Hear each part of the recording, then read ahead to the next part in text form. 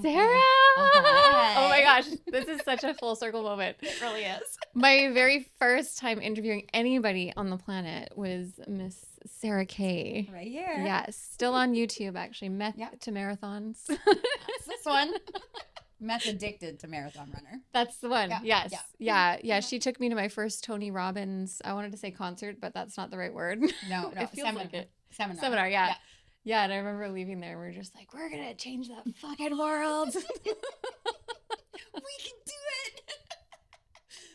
No, 7.5 years later. it. Still where we're at. No, we've changed a lot. Yeah, I would say so, Mhm. and then some. And Mhm. you're like a world traveler, I a wouldn't get carried marathon away. runner. I went to Mexico.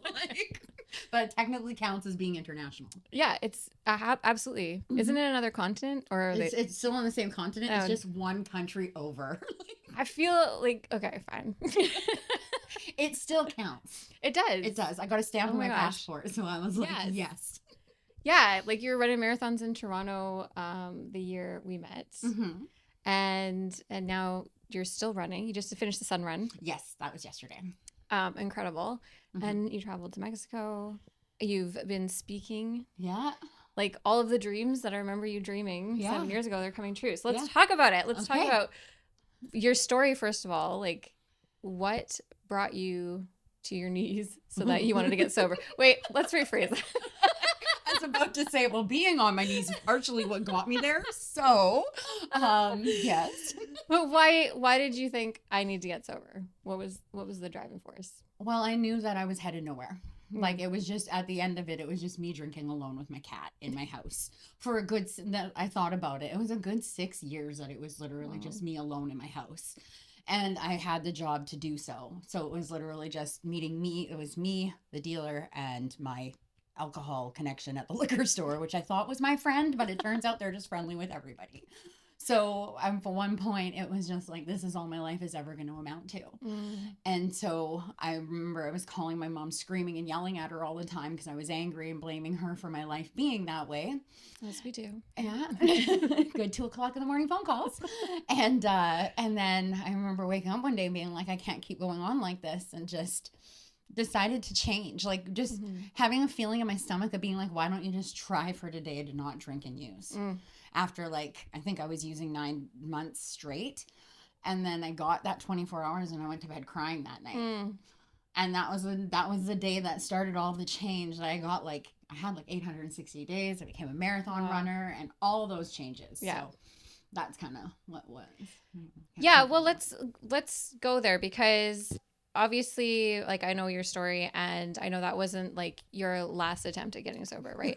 So, but through that, like, you really never gave up on yourself. Yeah, there was slips, there was things that happened in between, but you still had this like light inside you and this like desire for something better in your life, and I could see that in you even when you didn't want to talk to me. When I didn't want to talk to anybody. Yes. That's a better way to put it. It wasn't just you narrowed out. And I can't figure that out either. Yeah. I just know that I'm lucky. Like, and I have to say luck because I can't figure it out, or you can attest it to being God, the universe, whatever it is, but Yeah. something loved me enough to let me keep going. Mm. Right. And like, I mean, I would love to say that when I came our first interview that was it and I got sober and I stayed sober since then, but that is absolutely not my story. Mm. And I don't ever want to be the person that says, oh, and it was just like this and it was that. No, it was hard and it was challenging. And I went through a lot of things and I slipped a couple of times. As somebody who went, I'm just sort of a round the clock drinker and a round the clock user for a good 20 years. Mm-hmm. I went from that to, in the last 7 years, to using and drinking only 15 times. So I think that's amazing. Yeah. But every time I slipped and fell, I got back up right away. Because it was like, I know that beautiful life is there. I just don't understand why I can't keep it and why I don't want it and what's going on. So I kept going back. And then every time I was a little resentful at first. So I stayed away from people until I kind of understood what was going on and if I really wanted to like be a part of all of it. Yeah. And to be honest, it was watching a lot of my friends like you change and grow. I was like, well, how come all these people can get all this, but I can't? Like, what's wrong with me? Mm-hmm. And it wasn't anything wrong with me. I just wasn't willing. Okay, so you think that's like, it's just like the becoming willing piece, right? So for you, so what is that thing that makes you become willing? What do you think is like the catalyst for that? Because I love how you mentioned like watching other people do it and being like, okay, what the hell? Like that bitch is getting sober. Like her life is changing. Like I could do this. It's the beautiful part too of Yeah. watching other people's lives slowly improve. Yeah. And you're on the sideline and you're miserable and you're like, what the heck? And like honestly, I was like sitting there because like my life was getting better. You Yeah. can't go from being somebody who's a blackout drunk for like 20 years and then you do stop drinking and your life will gradually get better. Yeah. But I was missing that like spiritual connection and that component. I was like, how come everybody's getting this God stuff, but I can't? God, whatever you want to call it, whatever doesn't offend you. But like for me, I was like, well, why can't I get it? Like I know something loved me enough to pull me out of this, but what's going on? And so then I was like, well, maybe it's because I'm not doing this. Maybe it's because I'm not. And I knew all the things that I wasn't doing, but I didn't want to like tell somebody. Right. Because then they'd make me actually do the work and change. Yeah. And I'm like, that just sounds really uncomfortable. Because I could do all the other stuff to make myself look good. Yeah. But I couldn't actually do the stuff on the inside to make myself feel good. And that's a big difference because they're two completely different things. Oh my gosh, that just gave me a whole aha moment. It happens. It happens. Yeah.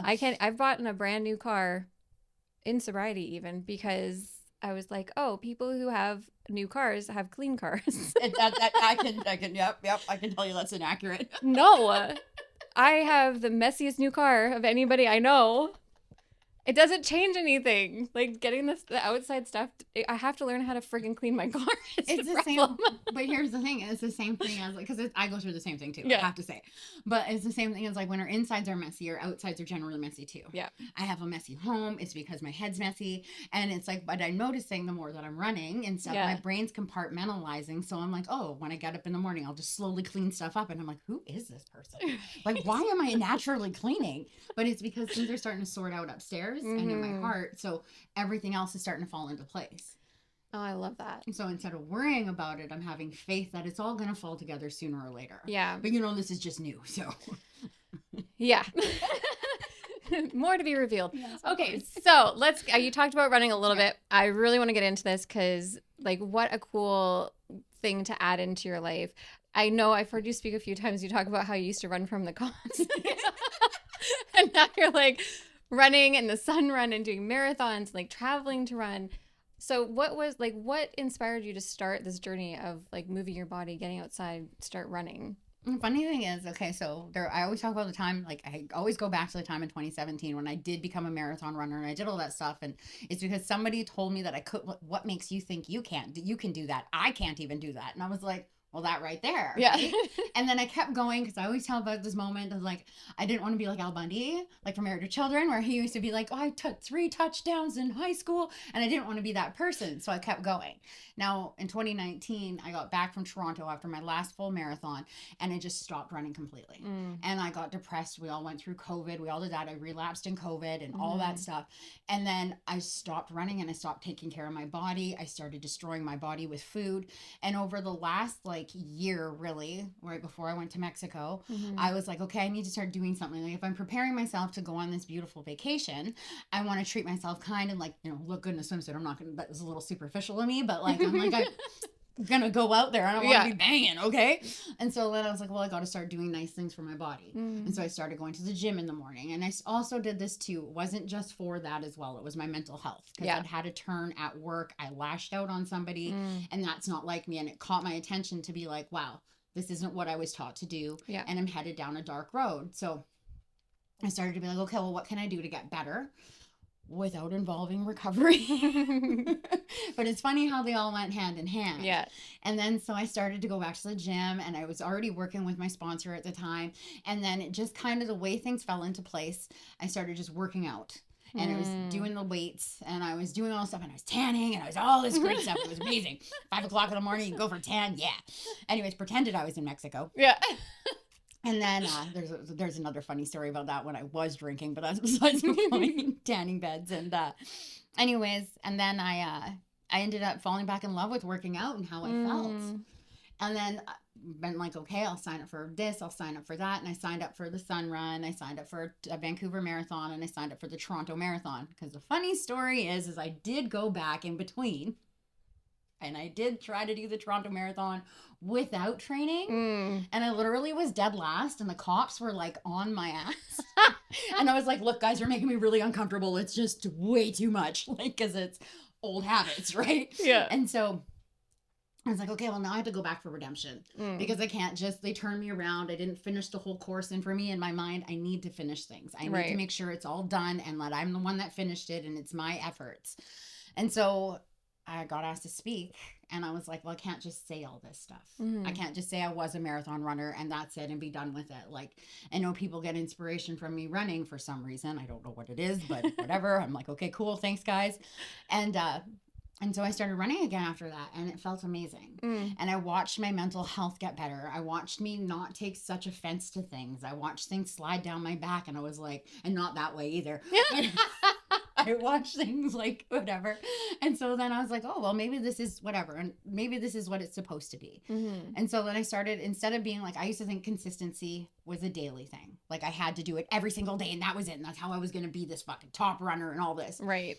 Turns out consistency is like weekly. Like, so I can go to the gym 3 days a week and it still be consistent.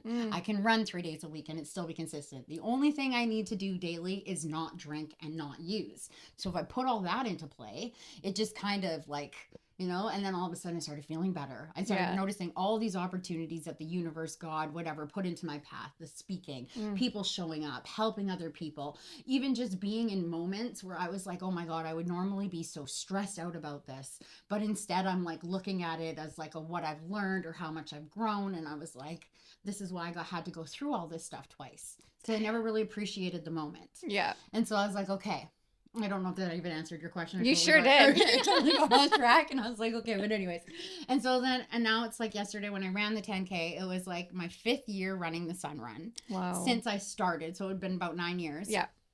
My 5th one doing it, and it was just more about the moment and being in the energy than like, I got to run this race and I got to do this. It's like, just show up for the moment and just do our best. It doesn't have to be first place. It doesn't have to be this. We just have to be better than we were yesterday. Yeah. And it changed my whole attitude.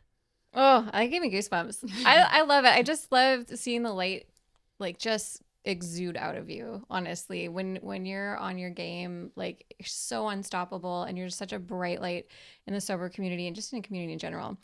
And I want to touch a little bit. Sober 424 is all about, like you just said, taking 24 hours and like figuring out like, what the hell could I do in 24 hours that isn't drinking, you know? And so I wanted to have Sara on, especially because like running became a thing for you to kind of focus your mind on. That was really great for your mental health. That just gave you something to put that energy and attention into that wasn't harmful, right? Yeah. What are some other things that you do for fun now that you're sober? Like, how do you enjoy life? And, you know, I'm going to just say here, I have 4 cats. Oh, there you go. That is one thing that I have to do. I don't have to. I love my cats so much. They're just adorable. But like, I spend a lot of time with them, and it's like my sanctuary from the world, because it's something to love and take care of. That like, they literally give you nothing back except for cat scratches, okay? And a little bit of throw up on the carpet. But they're just my world. And so I have them. And then I work a lot now. Like, I have a very good position in my company now that I've worked for. I've gotten 2 promotions now without being on my knees. So oh my gosh. We're good. And I kept clothes on, so we're perfect here. But no, we're not actually perfect. I fail a lot, and that's how I learn. Yeah. But no, and I go to meetings and I do those, like, I wasn't really involved in recovery before, when I was always struggling. And I was like, okay, well, what if I just try this? And what if I just try this? And I actually did the things that people were suggesting, and wouldn't you know, I wasn't struggling anymore. Yeah. You know, or like, oh my God, when I was starting to get resentful, I did the work on some of the things and I started to feel better. So I started taking all the suggestions people were doing, and that took up most of my time. And then I would just run with my extra time. Like, I would like to say I have extra time, but I get up at 3:00 in the morning to go for a run.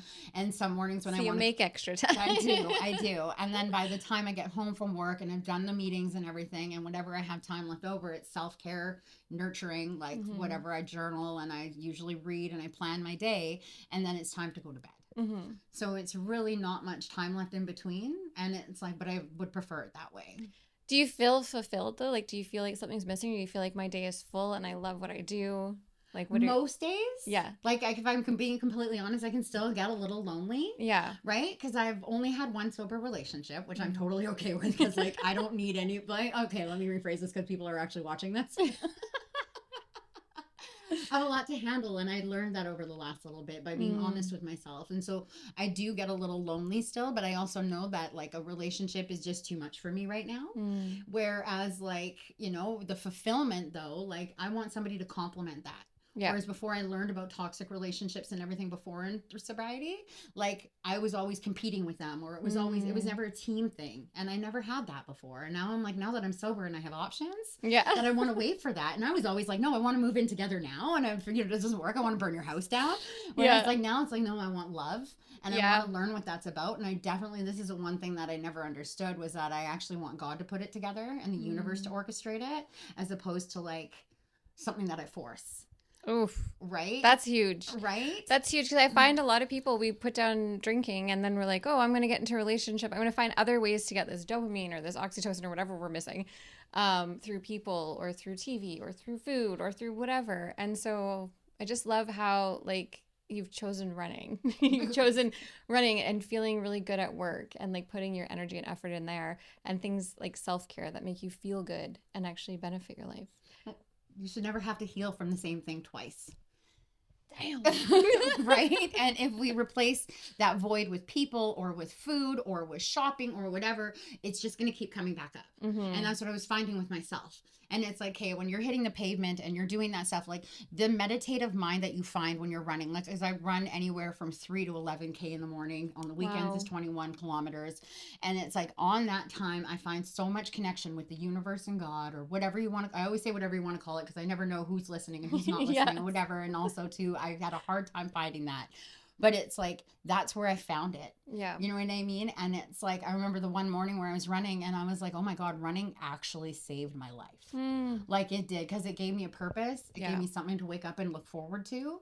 And then it also, like, it gave me something to plan. So like, I know I'm not going to run every day. So I had to plan every other morning and how long I'm going to go, then when I've got to go to bed. And so it gives me structure as well. Yeah. And then it also, like, you know, it makes you feel so good.